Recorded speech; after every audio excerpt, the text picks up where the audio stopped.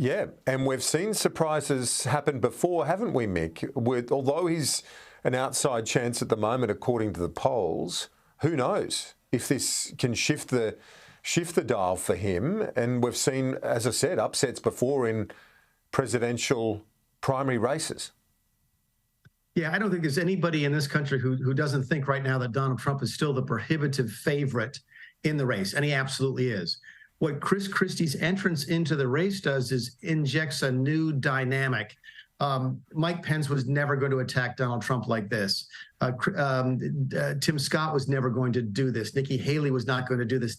Ron DeSantis might try, but it doesn't come naturally to him. What you've seen in the last 24, 48 hours out of Chris Christie is his nature and absolutely in his DNA. He wants to fight, and he's bringing something new that none of the other candidates could bring. And Donald Trump has never seen this before in 2016, 2020, and now in 2024. He's never faced anybody like Chris Christie in a race. And they've all been so cautious because they don't want to lose that Trump base, do they? If they do get some sort of run at their nomination, you lose the rusted-on Trump supporters and you're really behind the black ball. That's been their thinking, hasn't it? Yeah, that's a great point, and I think there's a different sort of attitude here. I think that Ron DeSantis wants to win, Mike Pence wants to win, Tim Scott wants to win.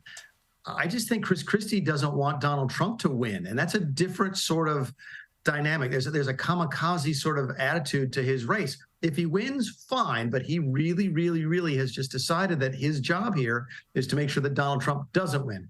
Again, I still think Trump is the strong favorite, but this is something new that we've not seen before, that Trump has not seen before, and it could change sort of the nature and the environment of this race relatively quickly.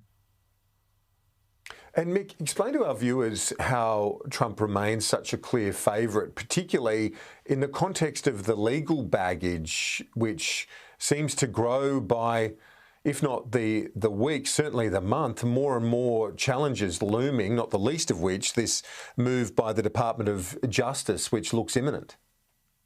Yeah, it's 9:30 here at night on Wednesday night, and I'm hearing comments every 30 seconds that he's likely to be indicted on the classified documents charge in Florida. But you ask a question, how does he still stay at the top of the heap? And the answer is this: the man is just a really, really good politician, and he's managed to turn all of these negatives into a positive. He's managed to make himself out to be the victim of a politicized law enforcement system, that they're after him because of who he is. They're after him because they don't like him. They're after him because he is a political opponent of the folks in power.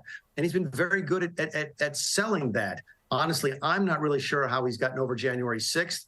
That's when he lost me. That's when I quit the administration and became a Trump critic. But he did. So he's just a very, very good politician, and he's had 9 lives, and he might have more than that. But again, come back to the Chris Christie thing. Chris Christie is different. Donald Trump knows how to deal with Jeb Bush and Mike Pence and Nikki Haley. He knows how to deal with criminal charges and civil charges. He doesn't know how to deal with Chris Christie yet. And just finally, while Chris Christie is the political roadblock that he's got to get around and going aggressively at him, are there any of these legal hurdles that you think he could stumble at that could end up being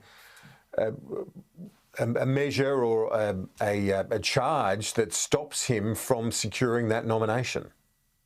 Kieran, only this. Look, if being found liable of sexual assault doesn't stop you, there's very few things that will. But there could be one thing, and that's on the document charge.